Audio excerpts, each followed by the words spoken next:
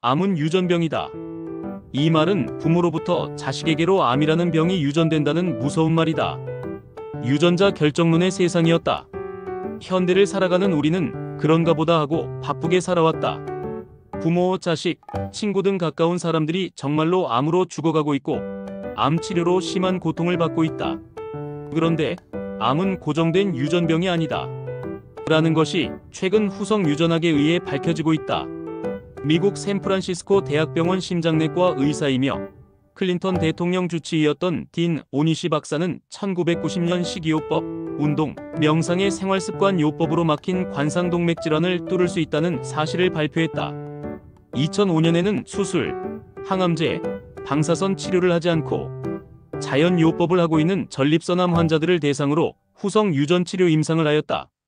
자기 방식대로 자연요법하는 군 45명과 딘 오니시 생활습관 요법으로 교육한 군 48명을 나누어 실험을 했다.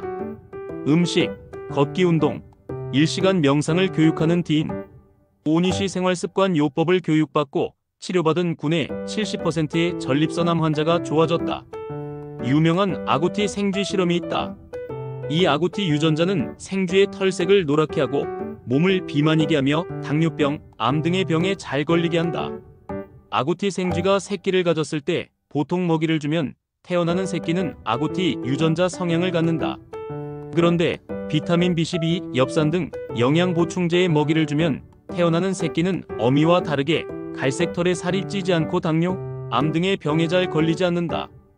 이 새끼의 유전자 검사를 하면 아구티 유전자는 변함이 없이 똑같고 DNA 메틸화되어 있다.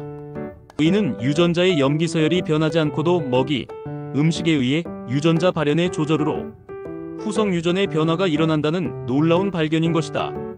꿀벌에서도 찾아볼 수 있다. 일벌과 여왕벌은 유전자상으로 똑같다. 그런데 여왕벌은 일벌보다 몸집이 2배나 크고 수명은 20배나 길다.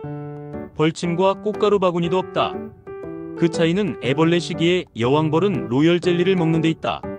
로열 젤리 속 단백질이 특정한 유전자를 발현시켜서 애벌레를 일벌이 아닌 여왕벌로 탄생하게 하는 것이다. 멧돼지와 집돼지도 유전자는 똑같다.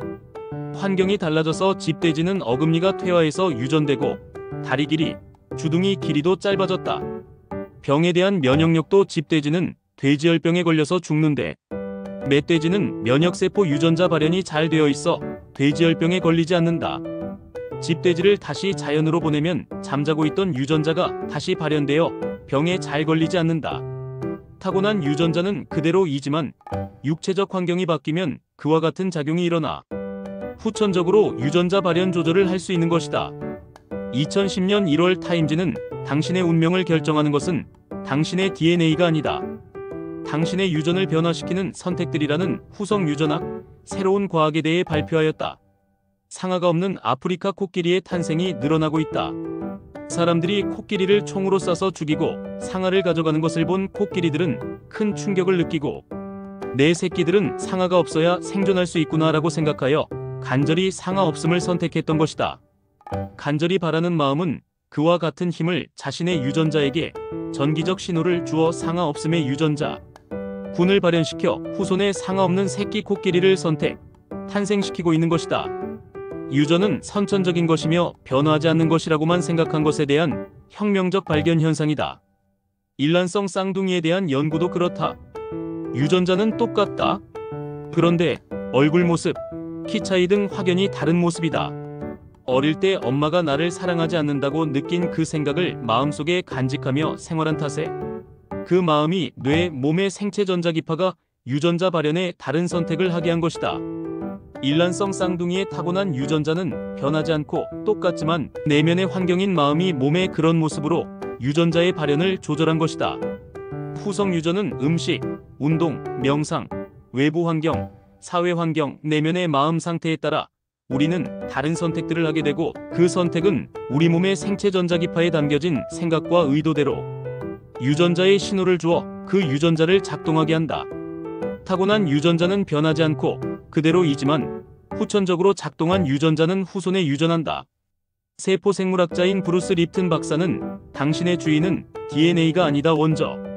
신념의 생물학에서 우리의 타고난 유전자는 우리의 운명이 아니며 얼마든지 바꿀 수 있다. 마음의 환경을 바꾸고 육체의 환경을 바꾸면 가능하다. 유전자는 설계도이다. 설계도가 변하는 것이 아니라 설계도를 작동, 발현케 하는 신호, 마음의 생각 의도를 바꾸면 되는 것이다. 우리의 생각이 우리 세포와 유전자를 통제 조절하고 있다. 라고 확언한다.